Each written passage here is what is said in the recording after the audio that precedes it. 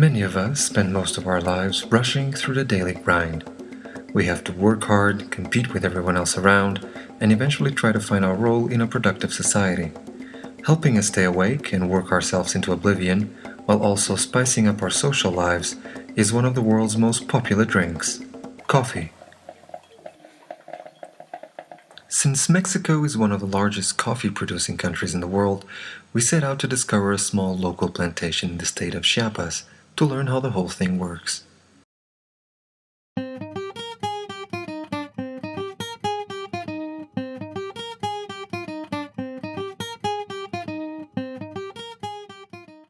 Together with a merry group of friends and some members of the family owning the plantation, we left San Cristobal de las Casas towards the mountains. Our guide and connoisseur of all things Mexican was Germán, a kind and friendly man who charmed us all with his deep knowledge of coffee culture and anything else we threw at him. We had a brief stop at the Sunday market in San Juan Cancuc, where Germán had to reassure some elders that we were not preparing to invade their land. Old scars run deep here, and we felt slightly uneasy by all the attention received, a tad ironic since we were the tourists. The tamales were delicious though, so all was good in the end.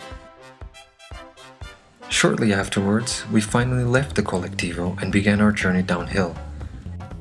Our group's trekking gear was not exactly jungle-worthy, but in spite of the occasional slip, there were no tumbles to speak of. The trail was not difficult, but challenging enough for everyone to keep checking their footing.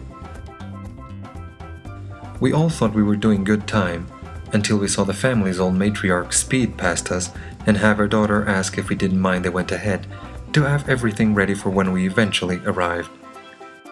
Never thought I'd be left eating the dust of an elderly woman, but that's Mexico for you.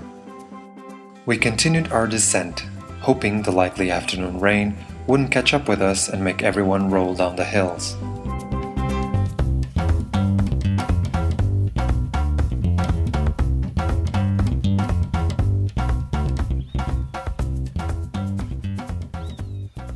Along the way, we went through a coffee plantation belonging to another producer. Germán explained coffee trees are planted during the rainy season to ensure they receive enough water. The coffee cherries were still green, but they will turn red in time for the harvest, which is during December and January. After a brief stop to feel something liquid on our bodies other than sweat, we finally arrived at the family's home, all shaky and tired. We immediately encountered the family's temazcal, a pre-Hispanic sweat lodge created by the indigenous people of Mesoamerica. They are used to cleanse not only the body, but also the mind. At the family's old house, the canned ladies were already finishing preparing the tortillas and quesadillas. We were invited to try and make one, but everybody declined the offer. Although it may look easy enough, it's definitely not. On the other hand, we were more than happy to rest our legs and have a taste of pozol, a traditional drink made from fermented corn dough and water. Sometimes cacao is added, or sugar. In pre-Hispanic times, it was also used as medicine and during religious ceremonies.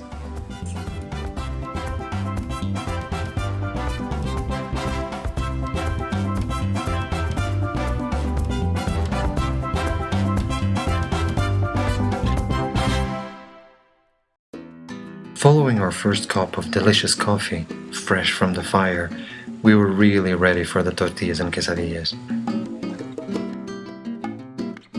Still, we weren't hungry enough to forego a photo opportunity when they arrived. The dog was probably thinking we were all idiots. Finally seated, we all ate with relish. The tortillas were finger-licking good, but the quesadillas were sublime. Once our meal was finished, we set out to learn more about the local coffee production. The plantation we visited produces Arabica coffees, with 4 main varieties growing side by side. They are Bourbon, Mundo Nuevo, Caturra, and Marago. The first harvest is done usually 5 years after planting. When the tree has matured enough and the green cherries turn red, they can be harvested. After the harvest, the coffee cherries are sorted, cleaned, and placed in the sun to dry. As the cherries dry, they are continuously turned by hand. It can take between 7 days to 4 weeks for the process to be complete. The coffee beans are sold with the outer parchment shell, or pergamino, still attached. They are then taken uphill so they can be collected by the main road. This trek is done on foot by both men and women.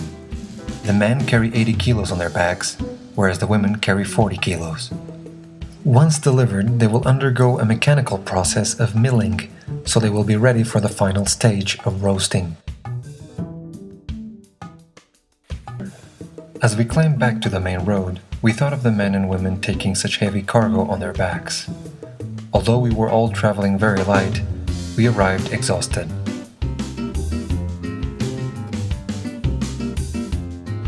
Back on the asphalt road, we were graced with striking views of the surrounding landscape as we waited for the rest of our party to arrive. Speaking for myself, I was just happy to beat the old lady to the top. On our way home, we stopped at a small shack producing an ancient Mayan liquor called posh, associated with old ritual practices. Posh comes from the sugar cane and is fermented using a maize base, later distilled in the same manner as rum. It has a high alcohol content, but goes down surprisingly well. Our last stop was a visit to the Mayan cemetery of El Romerillo. The crosses are color-coded according to the deceased's gender and age. The wooden boards on top of the graves represent doors to a spiritual world. In the Dia de los Muertos, or Day of the Dead, entire families descend upon the cemetery to eat, drink posh, and talk to their lost loved ones. Back in San Cristobal, we saw some of the machinery Germán had told us about being put to use, which meant we ended our caffeinated day drinking more delicious coffee.